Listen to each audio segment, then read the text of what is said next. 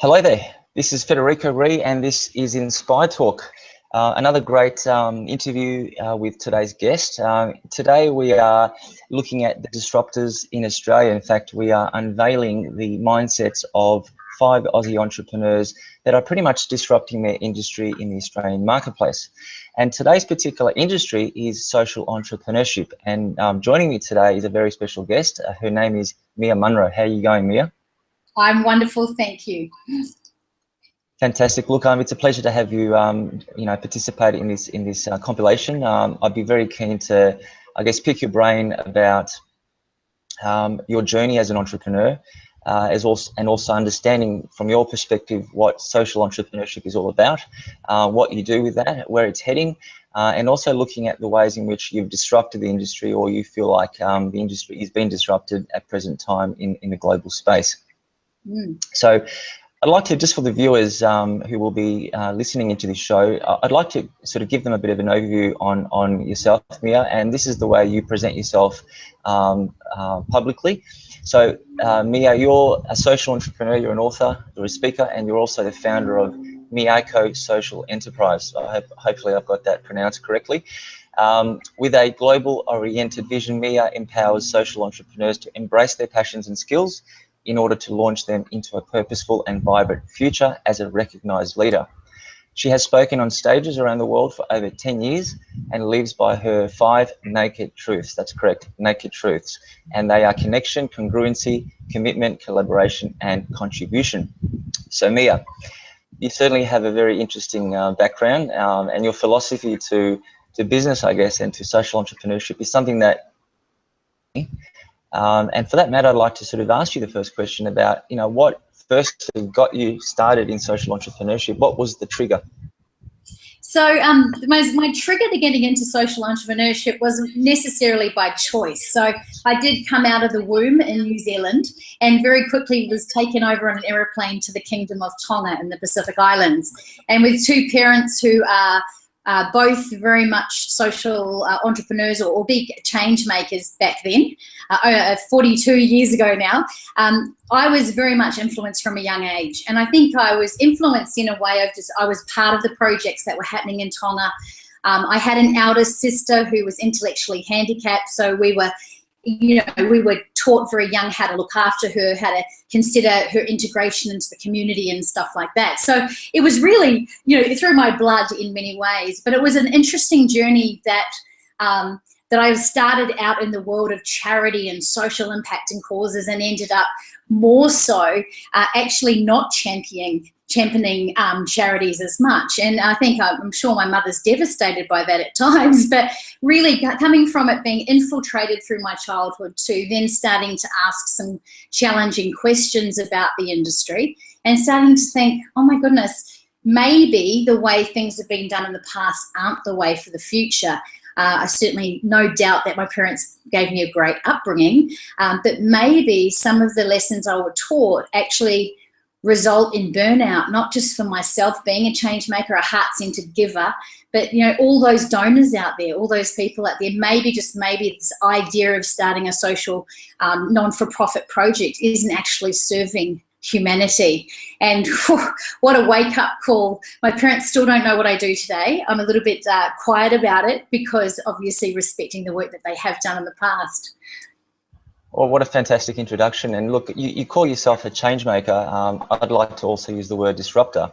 And certainly in the space of social entrepreneurship, you are somewhat disrupting the industry doing what you do with Miyako. So I guess tell us a little bit about Miyako and what got you started and what does it do? Yeah, beautiful. So Miyako is a social enterprise. We chose that model and structure because it can be a commercial, sustainable venture, and that's what we believe the world needs right now. So we do have a vision, a very strong vision that every company, I'll say Australia, but my vision's way beyond Australia, it starts to become an ethical business. Consumers start to consider sustainability. And overall, we start to become a little bit more transparent with what we're doing. So I had a year off last year. I was looking after my sister, having some time giving back to her. I started to feel very burnt out with the industry. I was already helping a lot of entrepreneurs start freedom-based businesses, and it wasn't cutting it. I was just watching people getting tighter and tighter, including myself. And I thought there's something that's missing here. Miyako came through to me at a time where I just let it all go. I closed my businesses. I took time out. I just went, I've got to stop doing things based on the current paradigm and system, and I must go into the truth. I must find out what is really going on in this world. Why is it that we've got all these non-for-profits and yet we're not saving the world? The world is not necessarily improving. There's got to be something going on there. And so I went deep inside and started to, I've always been fascinated with human psychology, transformation, and the way that we operate. And I started asking some big questions. Miyako came through actually as a beautiful product, which was a fashion garment that businesswomen would wear, and they'd be able to wear it and look beautiful, feel amazing about themselves, and then tell the story of sustainable and transparent businesses. But it's evolved way beyond that now. So our vision with Miyako, as you do with any startup company, you have this initial vision, and then you kind of step into reality as an entrepreneur, and you started to realize that our mission was to help wake up humanity, wake up the business world, wake up consumers to what's actually going on by giving them some solutions that actually track and measure to provide transparency. So we've got a trust issue in our world right now. There's a lot of BS, unfortunately. We don't know what's true and what's not true. But if we actually tune in, it's starting to become obvious. So Miyako is an educational system. It is implanted, embedded in all our products that we create, and we can actually measure the touch point of every single human, environment, and animal that is in contact with any of our products. So just imagine for a moment we make something simple like a woman's piece of clothing, and we make a range in Africa. We've connected to Africa, to Kenya. We've got local designers. We've contributed to foundations over there. There's just this whole link. What are the dyes we're using? What's the impact on the environment? If we use silk, how's it impacting our beautiful animal kingdom? So it's an extraordinarily huge vision, and it's growing a million miles an hour, and that's a good feedback system for any entrepreneur that you're on track. That Miyako is actually, so we're in this space of really seeing how big this is going to become. We're already linked with 5 countries, and we have already an Australian-based ambassadorship of 25, and we've got a huge community in a very short space of time, and so yeah, that's what we're up to. Wow, look, it's fantastic to see that your business, despite it being, I guess, founded in Australia, and you're Australian, that it's reached out to the globe, especially in third world countries.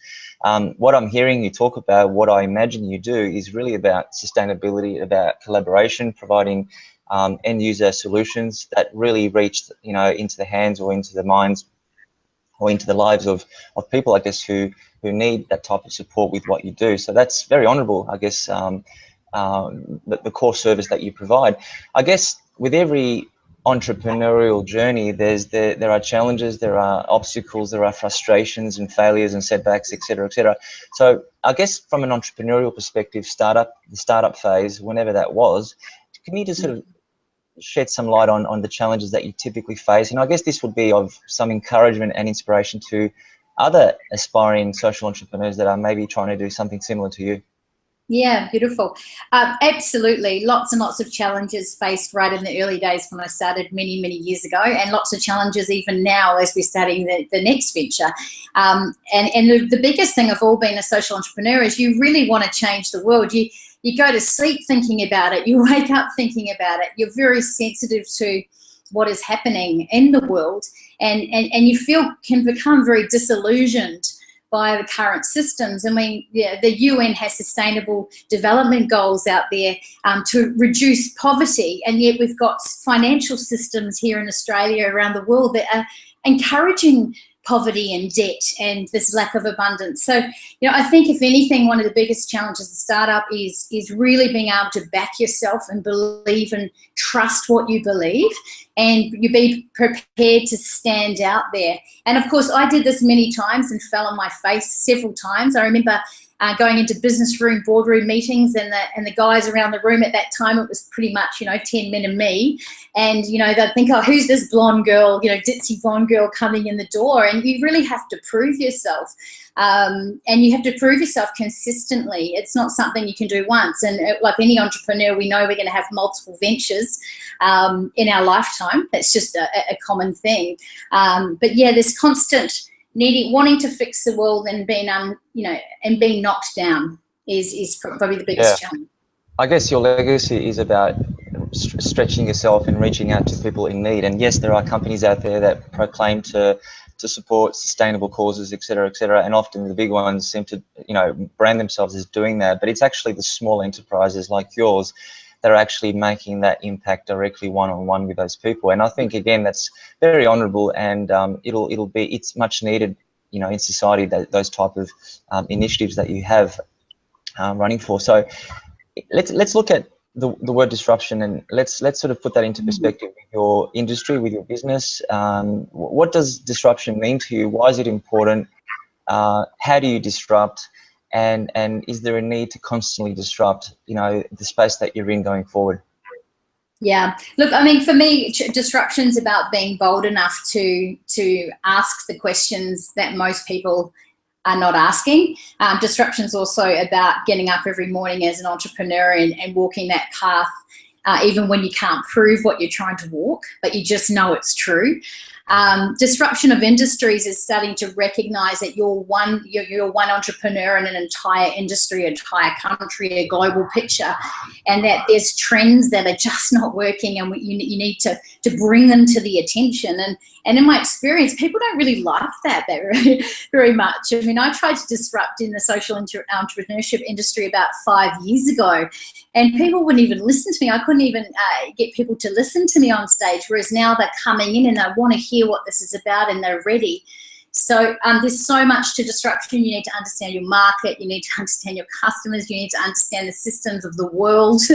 It's really quite a complex picture to be a part of. And I can understand it is a bit of a trendy word at the moment, disruption. Absolutely. I wonder sometimes how many people are really prepared to disrupt, because there's financial challenges when you do that. You're going into industries where you haven't proven something yet. So there's not necessarily capital available. You need to really shine as a leader. You need to know your stuff. And if you don't, if you're a little bit unsure, someone will pick it up and they will be very quick to try and disrupt you and your vision. Exactly, and I guess as the term disruption does infiltrate the market, the industry, the globe, and those elements are taken seriously, and continued disruption does take place, I guess it does open up space for more players to come in. Also, there's more competition. Some will drop out. So, from a competitive standpoint, how do you ensure that your enterprise, especially in that space of social entrepreneurship, continues to survive, say, 5 years' time? So how do you compete? What is maybe the first thing that comes to mind? Yeah, strategic partnerships. So okay. I'm not here to compete with the other people in the industry. Now, I know that's not very couth in the business world for me to say that, but I believe that's the old paradigm in itself, is that to think that I'm here to compete and we're all wanting to change the world, that's not going to work in the new paradigm. What we need to come together, multiple different companies here in Australia who are all interested in working with social entrepreneurs, and work together, but each have our niche part.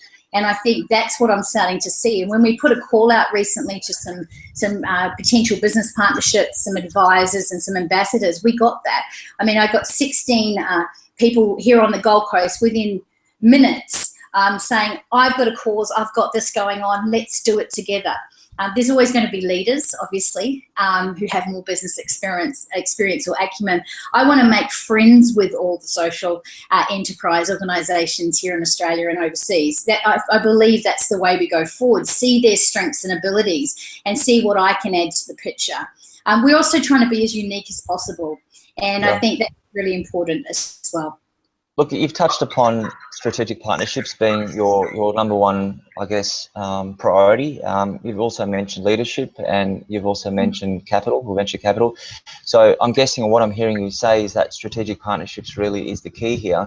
But as a leader, can you maybe elaborate a little bit further? What does it take to be an influential leader? Because, you know, when you look at the presidents of the world and the Richard Bransons of the world and the Elon Musks of the world, from my point of view, you've got to be a strong leader. What does it take to be a leader, and do you have what it takes, I guess? Yeah, gosh, to be an influential leader takes an entire absorption of your entire life, your energy. But for most of all, it takes congruency. I think, you know, a lot of skill. Obviously, I became a speaker not because I wanted to speak on stage, but so people would hear my messages. And I was a really shy young woman who was terrified of speaking out there, and I thought, I've got to face these challenges, and develop my skills to be able to be influential. But I think influence comes in many ways, and I think one of the greatest ways to influence as a leader is to demonstrate building of tribes and communities, demonstrate projects you've been part of. I don't think people are looking for influential leaders that are untouchable anymore. I think that they're looking for people they can relate to. And I find it very easy to build a movement because people can relate to me being a normal human being, a little bit wacky, a little bit strange, but overall they can see that I've done the work. And one of the good women, our ambassador, said the other day, she said to me, the great thing about what you're up to, Mia, is that we don't even know what it's going to end up being, but we know it's going to be good and congruent. And I think so what is being influential is a number of factors. I don't believe it's all success, money. I believe it's the qualities of knowing yourself, authenticity, congruency, passion, and the demonstration of what you do. And within Miyako, for example, everything we teach online in our programs, we are doing within our enterprise. And we're encouraging and we're showing examples of all of our students who are doing projects around the world that are sustainable and transparent projects. So that's what I believe the qualities are. Fabulous. Getting to know you, Mia, I sort of get a sense that you like to have fun along the way, and being a leader is also that having the fun, having a very, I suppose, relaxed attitude, even though you're serious with what you do. And I really love the word passion. Obviously, that goes a long way. Being influential is also the collaboration. And I guess I'm stating these words again for our listeners because, you know, everyone talks about great leaders, but really, what does it take? What does it look like down to our level?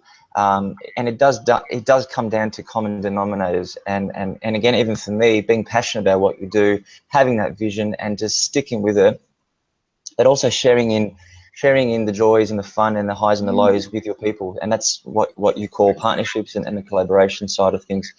Fantastic stuff. So I guess moving forward, I'd like to sort of look at the success of an entrepreneur. So maybe stepping aside of social entrepreneurship and Miyako in this case, as an entrepreneur, how important is talent versus education and versus having connections? Now, I know you've mentioned partnerships, which are connections, but can you maybe elaborate a little bit further on the connections in terms of the context of how does that match up to having talent and having the right education as an entrepreneur? Sure. Look, I've kind of, I've always felt like I was born to be an entrepreneur. I didn't have a choice. I didn't fit into normal work, and I had crazy ideas all the time, and so most people wouldn't want to employ me. So I guess that natural essence of being an entrepreneur is not in everybody. And so if you are an entrepreneur, it's really great to be a little bit humble and recognize that you might be brilliant in the creation of solutions to problems, but you might be really, really average at a lot of other things. And this is where I bring in the concept of talent. I think I always like to bring people in who are way beyond me in certain areas. I think it's important that you're surrounded by absolutely brilliant, talented people. I prefer to say that I'm crazy and an entrepreneur, and I go for it and I can take the risks, but the talent is extraordinarily important. The connections are what support all that. So the connections are all the people that are surrounded in the full picture. It's like, what is your ecosystem? You know, you know, the entrepreneur, it's like the inventor, the creator, but if that's all that happens with it and there's nothing else outside of that, it falls flat very quickly. So I think talent's really important. I personally haven't I wouldn't say that the success for me personally as an entrepreneur is about talent. I think it's about unique things like being able to create, see gaps in the market, be gutsy enough, have some fun, give things a go, fall over lots, get back up again. But I think having a talented team or a talented team of ambassadors is really, really powerful. And I think having a very conscious decisions and choices around the connections you have around you is extraordinarily important. What we're doing in the sense of being an entrepreneur right now is everyone that is connected in our ecosystem must understand our vision and even be trained in where we're heading. And I think connections, lots of people, great. So, Yep. Facebook likes, lots of people on your LinkedIn page. No, doesn't really. It's those true connections where you know those people, they know you inside out, and you're on the same page that are really important. Great. So look, you talk about talent. Well, it's my question to you about the talent, and the way you describe it to me is more about having the right attitude as well as the skills. And you've mentioned humility. I think that does go a long way as compared to having, hubris or ego and really having that kind of superiority complex. But I think having that humility does open up the door and invite others that are willing to contribute and support and even take over what you do. And as an entrepreneur, I think it's key that we can delegate, we can trust others, we can empower others, and we can work as a team. So I think you've got it all stitched up there, Mia, as far as your general strategy to embracing people and leading people and working as a team. So well done.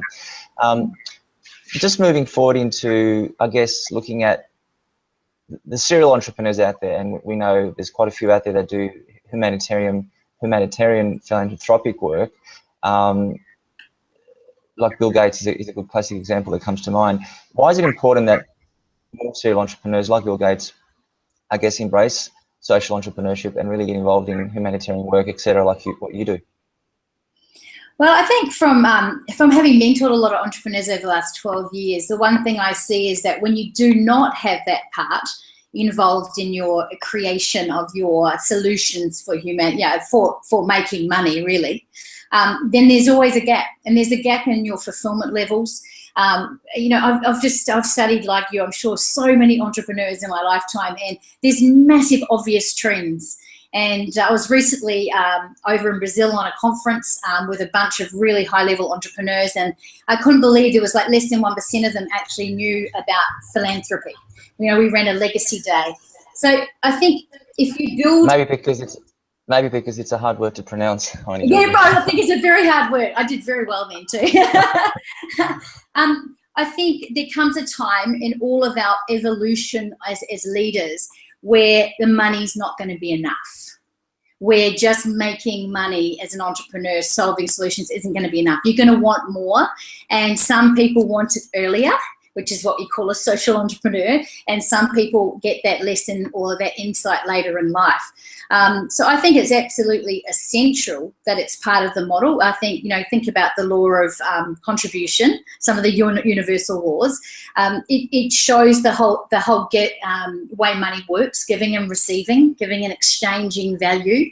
If we knock that out completely, what I've seen is loads of entrepreneurs make all the money, not being able to keep it, then get really lost, go soul searching, then they become a philanthropist or a social entrepreneur. So I think it's extraordinarily important that all entrepreneurs consider the impact they're having on community, not even for humanity, but for themselves. For the fact that you wake up in the morning knowing that you're actually doing something good, and it's highly likely you'll be able to sustain that wealth if you're involved. And that's my belief system anyway. Yeah, look, I like your ethos about contributing, and I was actually speaking to another social entrepreneur, Giulio Della Fitta, and he was talking about the new currency of the future is collaboration. And he's led expeditions, in the Amazon and also in Antarctica with a whole bunch of entrepreneurs, and that really resonated for me as much as what you're saying. Contribution is very much the key to the longevity of sustainability and really affecting or helping our global causes. Moving towards, I guess, a couple of my last questions as we wrap up shortly with this interview. Mia, and by the way, I'm really enjoying this conversation. I could probably keep going all day long. But I know you've got a lot of things to do, but my other question relates to change, and I know change is important, but if there was one thing you would like to change in the world, maybe with a click of a finger or with some effort, or with some collaboration from other serial entrepreneurs, what would that thing be that you would like to aim for? I would love to see, well, number one is humanity wake up and recognize that we are actually creating our environment, our animal kingdom, and our world. We are actually creating it. So if that's all that happened, that everyone woke up and I could make that happen today, and everyone became conscious of the fact that we're creating the problems, then that is going to be a massive change. That is probably not going to happen. However, what can happen is that we can start to shift this paradigm, and we can start to see the difference between the old paradigm we've been operating in, the new paradigm, the importance of ethical business, sustainability, transparency. I believe if we could, every business could just consider the impact they're having, we will see a completely new world 20 years from now. I have absolutely no doubt. Even in the communities I'm working in, we're seeing results so quickly with this shift collectively. At the moment, the numbers are small, so there's a small amount of people who've had this insight. But as that grows, big impact for the world. And I cannot wait to be you to interview me 20 years from now, and to say, see, I told you it was going to happen. I'm sure that will happen again, Mia. So I guess my last question is about the future, and you've mentioned 20 years ahead, but let's sort of come back a step and say over the next 5 or 10 years, what programs or initiatives would you envisage taking place or like to see happening in your space of social entrepreneurship, and perhaps very much in your niche market? Yeah, education. But we need a new style of education. So no longer we're going to force education, traditional education structures. We need self-managed education programs based on true enterprises. So, for example, with Miyako, we are educating people online, but we're also showing them how to do it in a live enterprise, how we make the mistakes, how we get back up on our feet again, how we move forward. So I believe 100% that education is the solution. It just needs to be different, more funky, more exciting education. We're currently talking to people over in Silicon Valley right now about a brand new learning platform. We're bringing in blockchain technologies, all of this interesting stuff that's going to hopefully spark up people to be interested in really advancing their education again. And with social entrepreneurship, if you're going to work on a project, don't just send your money overseas. Make sure you go to the country. We want to make sure everyone's experiencing the shift and seeing it, embedding it, integrating it into themselves. That gives them the stamina to keep going. And we need a tribe of people who are prepared to really, get up and stand tall and make a difference with us. Love it. Look, I 100% endorse you on that word, education. And I guess as much as the term disruption is a buzzword, I think education is also now becoming the next big word.